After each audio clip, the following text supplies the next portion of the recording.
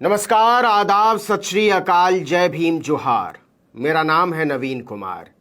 जरा सोच कर देखिए, हिंदी में बीए करने वाले की फीस 15 लाख, इकोनॉमिक्स में ऑनर्स करने की फीस 30 लाख, इंजीनियरिंग की फीस 40 लाख। आप पढ़ा लेंगे ना अपने बच्चों को? और अगर घर में 2-3 बच्चे हुए तब तो खैर कहने ही क्या हुआ, दिल दहल गया। चौंकिए मत और परेशान भी मत होइए। नरेंद्र मोदी के राज में नई शिक्षा नीति के नाम पर देश के गरीब और मध्य वर्ग के बच्चों को अनपढ़ बनाए रखने की तैयारी हो चुकी है। और यह तैयारी इतने कायदे से हुई है कि पूछिए मत।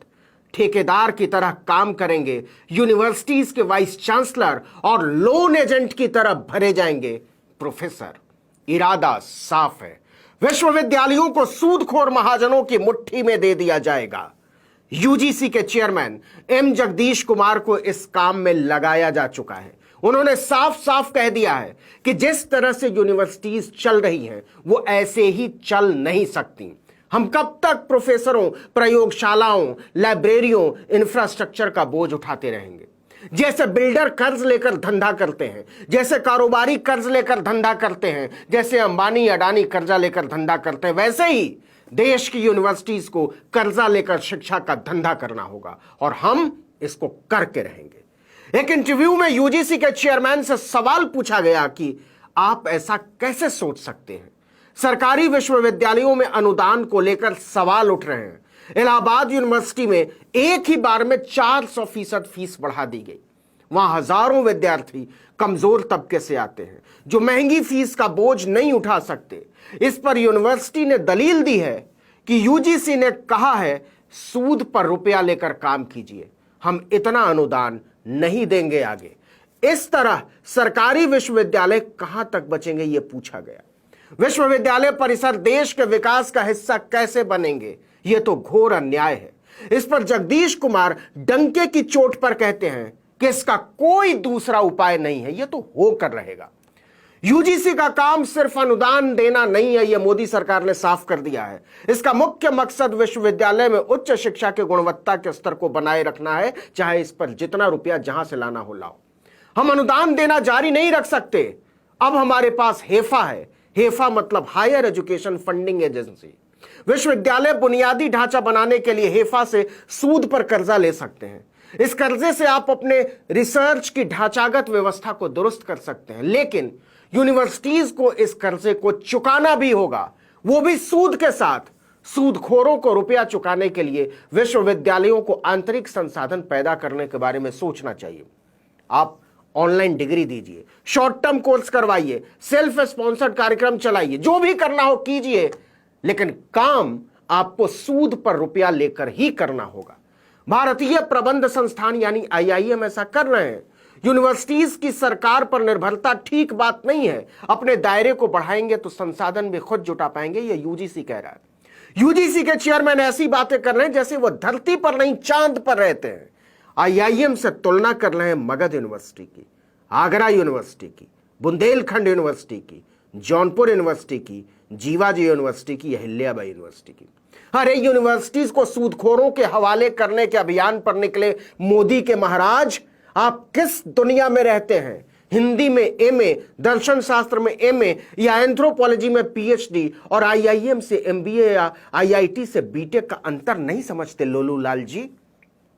आईआईटी, आईआईएम से पढ़कर करोड़ों की नौकरी मिलती है, कैंपस से उठा ले जाती हैं कंपनियां।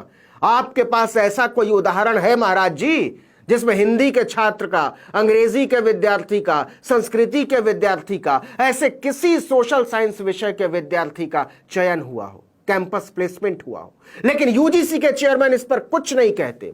वो इसी पर अड़े रहते हैं कि यूनिवर्सिटीज को तो मोदी राज में सूदखोर चलाएंगे, कर्जा लो और चलाओ। जाहिर सी बात है, जब यूनिवर्सिटीज कर्जा लेकर चलेंगी तो वहां फीस महंगी होगी, छात्रवृत्तियां नहीं दी जाएंगी, बात बात पर पैसा देना होगा और ऐसे में हर छात्र को कर्जा लेना होगा, चाहे वो किसी भी पृष्ठभूमि से आता हो बच्चा।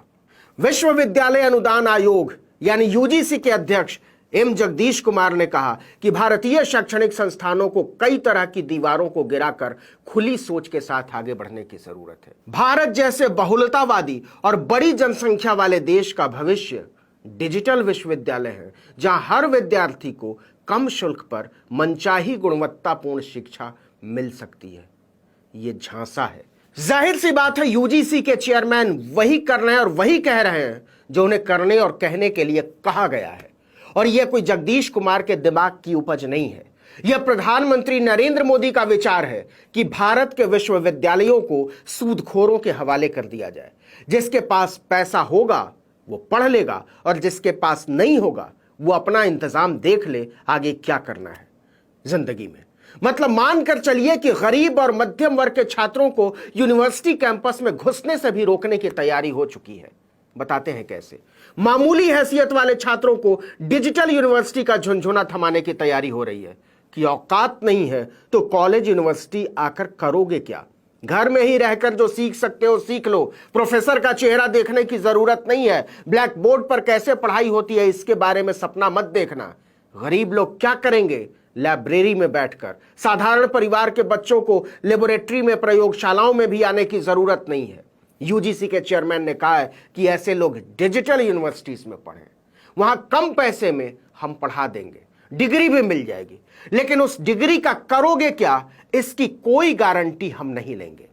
मोदी सरकार ने गरीब और साधारण परिवारों के बच्चों को उच्च गुणवत्ता की शिक्षा से बाहर रखने का पूरा इंतजाम कर दिया है। यूजीसी दिन रात इसकी तैयारियों में जुटा हुआ है।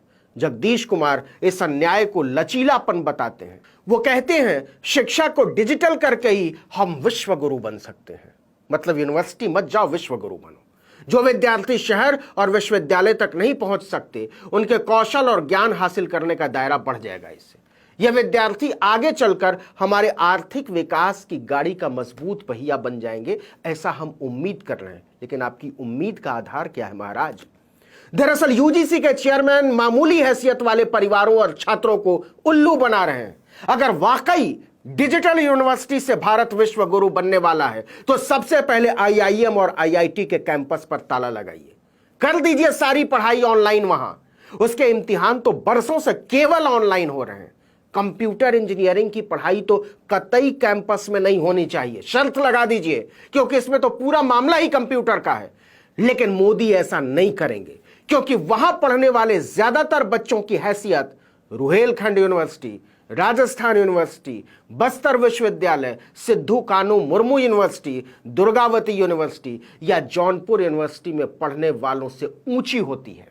और वो इस डिग्री की कोई भी कीमत अदा कर सकते हैं बिना कोई सवाल किए हुए।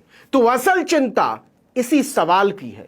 यूनिवर्सिटीज में पढ़ने वाले बच्चे सवाल पूछने लगते हैं, सरकार की आंखों में आंख डालकर बात करने लगते हैं, नारे लगाने लगते हैं, मोर्चे निकालने लगते हैं और सरकारों को सवाल नहीं चाहिए। इसलिए इंतजाम हुआ है कि यूनिवर्सिटीज को सूदखोरों के हवाले कर दो और हर छात्र को कर्जदार बना दो। जब छात्र कर्जा चुकाने के लिए छटपटाएगा तो सवाल नहीं कर पाएगा।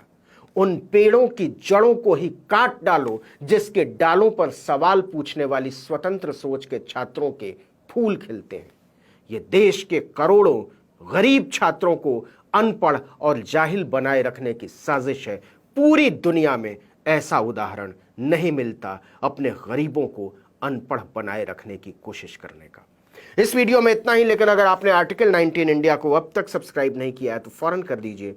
बेल आइकॉन दबाइए, घंटी जैसी आकृति, लाइक कीजिए और कमेंट करके बताइए हमारा वीडियो आपको कैसा लगा। यूट्यूब पर देख रहे हैं तो हमारे चैनल को सब्सक्राइब कर दीजिए। फेसबुक पर देख रहे हैं तो हमारे पेज को लाइक कर लीजिए। इंस्टाग्राम पर हमें फॉलो कीजिए और हमारा ट्विटर हैंडल है आर्टिकल 19_इंडिया और मेरा ट्विटर हैंडल है नवीन जर्नलिस्ट। आप मुझे भी फॉलो कर सकते हैं। नमस्कार।